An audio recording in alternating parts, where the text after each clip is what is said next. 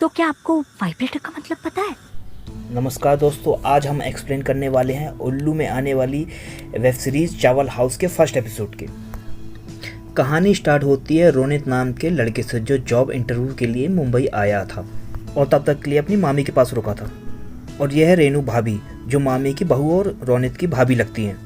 भाभी को देखते ही रोनित फिदा हो जाता है। और यह है स्नेहल, मामी की छोटी लड़की। और मामा भी थोड़ी देर में घर में आ जाते हैं। सभी रोनित से मिलकर खुश थे। अब स्नेहल बाथरूम से नहाकर बाहर निकलती है और रोनित बाथरूम में जाता है और भाभी उसे देख के लार टपका रही होती है। अब स्नेहल भाभी से कहते हैं कि बाथरूम के अंदर तो हमारी ब्रा पेंटी रखी हुई है। तब भाभी कहती है अब तक तो उसे हमारे गोले का वजन भी पता चल गया होगा। और रोनित सच में अंदर ब्रा के साथ मजे ले रहा होता है। बाद में भानु भैया भी घर आ जाते हैं और रोनित से मिलते हैं। रात को सब खाना खाते हैं और थोड़ी बहुत बातें करके सो जाते हैं। यहाँ मामा जी रोनित को बताते हैं कि मुंबई में घर छोटे होते हैं और हम ऐसे ही एडजस्ट करते हैं और प्राइवेसी के लिए पर्दे लगा देते हैं। पर्दे के उस पार भैया और भाभी जमकर सेक्स कर रहे होते हैं और आवाज़ें सबको आ रही होती है और रोनित भी आवाज़ें सुनकर मजे ले रहा होता है।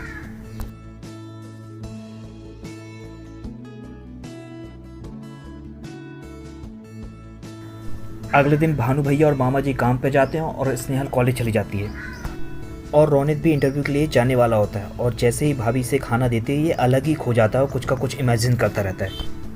ये इंटरव्यू के लिए जाता तो रिसेप्शनिस्ट में भी इसे भाभी दिखाई देती है, जिसके कारण ये इंटरव्यू के लिए अंदर जाने में देर कर देता है। अंदर जाने के बाद सर इससे सवाल करते हैं पर इसे तो हर जगह भाभी ही दिखाई देती है। इस वजह से सर इसे चिल्ला के वापस भेज देते हैं।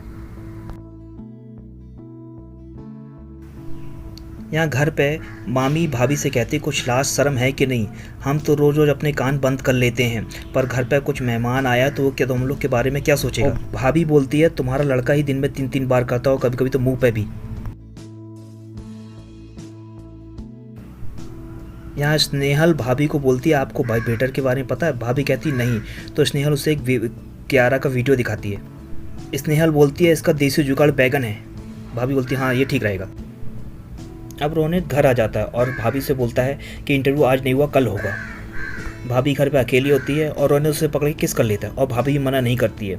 यहीं भानु भैया घर आने वाले होते हैं और घर पर पहुंच ही जाते हैं। वो जैसे ही घर पहुंचते हैं रोनित बाथरूम में चला जाता है। वो घर में आते ही भाभी के साथ शुरू हो जाते हैं। तभी बाथरूम से एक आवाज़ आती है। तब भाभी कहती है मैं आपको यही बताने वाली थी पर आप आते ही शुरू हो गए। रात को खाना खाते वक्त मामी रेनू से कहती है कि तुम्हें तो बैगन पसंद नहीं थे। तब स्नेहल कहती कि भाभी को बैगन के फ़ायदे का पता चल गया इसलिए उन्होंने बैगन बनाया।